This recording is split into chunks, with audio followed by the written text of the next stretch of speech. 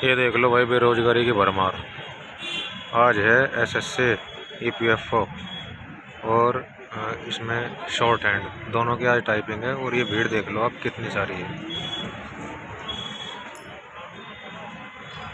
बहुत ही कम वैकेंसी है। और आप भीड़ देख सकते हो। मैं हूँ इस टाइम ग्रेटर नोएडा में। एनटीए का एग्ज़ाम सेंटर यहाँ पे लगा है, ग्रेटर नोएडा। और आप भीड़ देख सकते हो भैया, भर भर के कितनी भयंकर भीड़ है।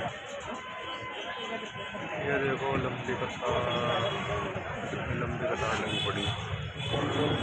भीड़ ज़बरदस्त है, बिल्कुल ज़बरदस्त, जिसे भीड़ बोलते हैं। पूरी की पूरी रोड चकाचक आप देख सकते हैं कैसे भरी पड़ी, बिल्कुल भयंकर तरीके से। ये देख सकते हो आप।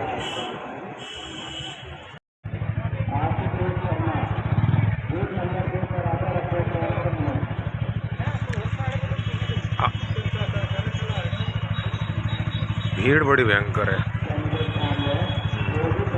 ईपीएफओ, एसएससी और स्टेनोग्राफर की typing, greater Noida. NTA centre, greater Noida, SSC typing और स्टेनोग्राफर टाइपिंग।